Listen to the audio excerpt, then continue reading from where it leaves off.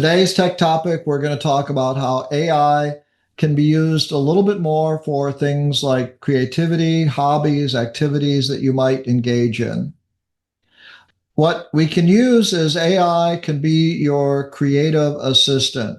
So many people think of using AI just for work or as technology experts.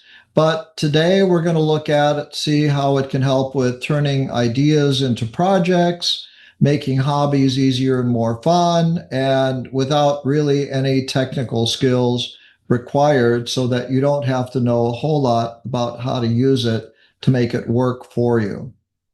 One activity that is something that people like to do is to work with writing and storytelling. So, with writing and storytelling, it helps to bring memories and ideas. If you want to write a memoir, I know I've seen classes on memoir writing, but AI can help write short stories. I've seen it write poetry. It can help you, obviously, with letters and long letters. Sometimes people don't write long letters because writing's more difficult. But if you just put a few thoughts into AI, it'll help you write these things. I've used it to write short stories to read to my granddaughter. I've used it to outline speeches, and you can use it as memoirs. One thing I'm trying out a little bit is taking some events that have taken place in my life and asking it to put them in chronological order for me, because it can figure things out and create a memoir for me. So maybe we'll do a class sometime on memoir writing using AI for that. Might be an interesting idea. If you're interested, let me know. Another way, so these are some prompt ideas. Help me write the story of my first job in the 60s. And what it'll do is it'll ask you questions. It'll do an interview for you and collect that information and then put that into a story for you. Or writing a birthday On my poem. If phone you've got a again. granddaughter or grandson or somebody in your family that you want to write them a birthday poem, you can come up with original poem. Or turn some notes you've got, some photos or scrapbook things or something, because AI can help identify things when they took place, where they took place, and put together a story. So lots of times we might have a photo, but it would help to have a story about the photo that would help you. So if you took a photo and uploaded it as a prompt, you could ask AI to say, "Hey, AI, help me write a story about this photo, where it was taken, and what it means." So those are some ideas that you might not have thought about before. It's great for craft ideas, getting inspired for your next project. It suggests ideas and colors and materials and step-by-step instructions for things you might not have thought about doing. So if you're thinking, gee, what can I make, or what kind of a project can I do that's not going to create a whole lot of mess? Or I like painting and drawing, but I don't want to have a lot of paints and mixing and other things to do. AI will help you organize that and give you lots of suggestions for things you can do that might be simpler than what you might have thought possible. And it can help you with step-by-step instructions too. Some prompts here. Give me 5 easy watercolor ideas. Suggest a simple woodworking project I can finish in a weekend. The neighborhood I live in, that's a retirement community, has a wood shop that's available for people, and some people have access to wood shops through senior centers and other places, or help design some homemade Christmas gifts, or some ideas too. So these are things you might not have thought about that are things that you can utilize. Photography, and we've got, some people that are really good at photography in our session today, but you can use it to help identify things if you've got a lot of old photos in a box. And these are not real photos, by the way. Somebody once asked if some photos I had of family members were like people in my family.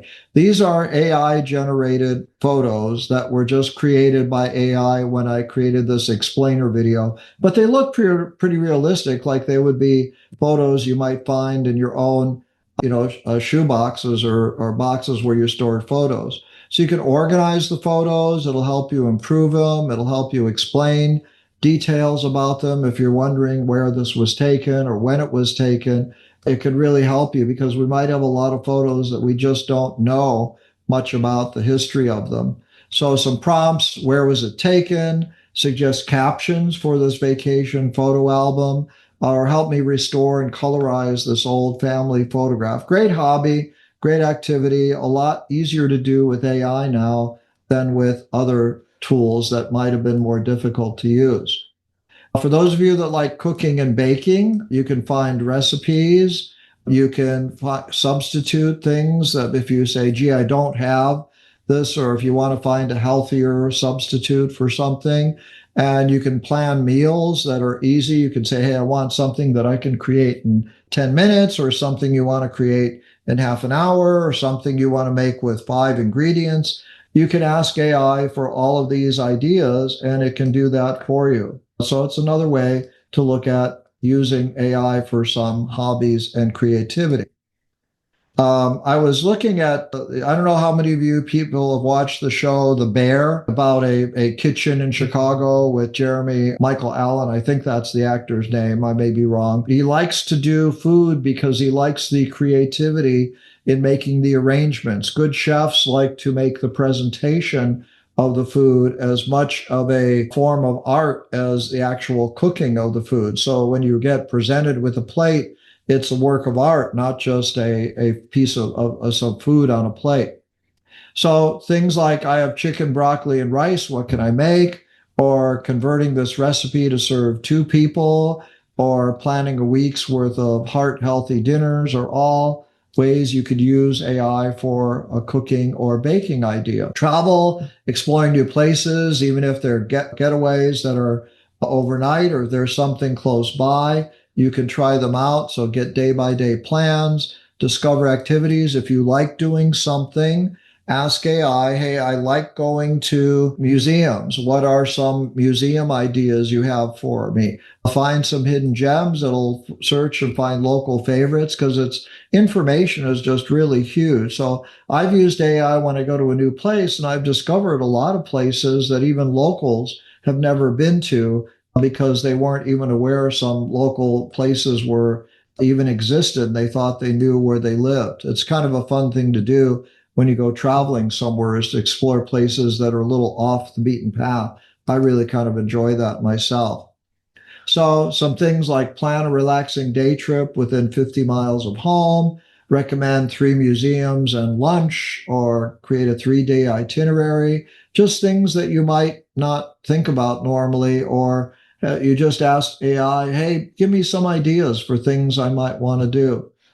I'm a big movie lover, and I like to usually read a book. And so if you read a book and enjoy it, you can say, hey, I like this book by this author, recommend something new. If you like a movie or a TV show, rather than waiting for Netflix or Amazon to recommend things, ask AI, because it's got a bigger database and it'll remember things. If you have an account and are logged in, it'll learn your preferences and suggest similar choices. Hey, Bob, I saw that you watched all 5 Toy Story movies. Here's another movie you might enjoy as well, or something like that. Or you're listening to music or podcasts. Podcasts are really great, but they're difficult to find ones that are similar to what you like. So AI can learn your preferences and help suggest things, just like the recommendation engines that take place in the tools that we already use. And just don't rely on their recommendations. Use your own AI, which gets to know you a little bit better, and get its recommendations too. So some prompts like recommend mystery novels, suggest movies similar to the bucket list. These are just sample prompts. And I've got a downloadable file I'll put up that'll have all of these prompts in them. I've got about 3 prompts for each of these topics so that you won't have to come up with them. Learning a new hobby, you've got a personal teacher. And one of the things that I was talking to people about this morning was how AI is really patient. Lots of times we learn something, or we're trying to have somebody teach us something, and we're not really, able to get that. They don't want to take the time to explain it to us, or they don't have time to go over it a second time, and we want to learn it. So one thing about AI is it's really patient. It'll work with you and explain it to you in many, many different ways over and over again to help you answer questions at your own pace. It can be an explainer. It can be a coach. It can help you get answers to any questions for any activity you might be interested in, like crocheting or painting or photography, any of the things we've talked about that might be of interest to you. And so these are some examples. Teach me the basics of bird watching. One of my former coworkers is a big avid bird watcher. Helped me get started with gardening in Southern California. Well, I live here, but if you live in a different area like Toronto or New York or Wisconsin or Germany, you can ask for ideas or create a beginner's photography lesson for me using my iPhone or Android phone. If you don't have to worry about finding something, you can ask AI to create these lessons for you and learn a new hobby. And it's always a good idea to learn something new that keeps you stimulated. It can help you create ideas, whether it's an idea you have. Gee, that's a great idea, but I don't know how I'd go about doing it. AI can help you figure that out. It can help take an idea you might have about something and say, hey, this is what you could do. These are some options. And if you say, well, I don't like that, you can have a dialogue with it and go back and forth. So it can help design and write and build it, refine it, and give you the ability to share something. You can have it create images for you. You can have it create documents for you. It's not quite at the point where it can format things into books, but it'll give you something like a PDF file that you can use and download, and then you can turn that into a book. And if you're not sure how to turn something into a book and get it printed, AI will help you walk through that process as well if you're interested in doing it. So, ideas for something new, scrapbooks, flyers for a club, writing and illustrating a children's story for my grandchildren, not just writing it, but actually illustrating it can be done as well. And these are some ideas that you can prompt your AI to do. So, the important thing to remember is that it doesn't replace creativity. Obviously, it can be creative if you want it to, but if you use your imagination, AI can help bring it to life. It can be a creative partner. So, brainstorming ideas, fresh starts, it can help you when you get stuck, or if you've got a project or an idea, I just don't know how to go about doing this, or I don't know how to organize my photos, or I don't know how to do this. AI can help you like an assistant. Think of it as an assistant sitting next to you and coaching you and helping you. And it can save time on the difficult parts. It can handle repetitive work really well. And it may be able to handle some hard things that you may or may not be familiar with and help you get through those things and get a project or activity done that is getting in the way of your creativity. And there's lots of ways to be creative. Not everybody's an artist. Not everybody's a photographer. Not everybody likes creating diagrams or creating presentations or teaching a class. Some people like writing. Some people like just doing things quietly on their own. If you want a puzzle, AI can even create a paint by numbers drawing for you and let you print it out and guide you in terms of painting by numbers if you want it to do that. So it's a really very versatile resource for you to be able to work with. So I'm going to wrap up my presentation. Thank you all for walking through a few things here. If you want to, we can go through a few prompts and see what they do, but many of you have seen a lot of prompts.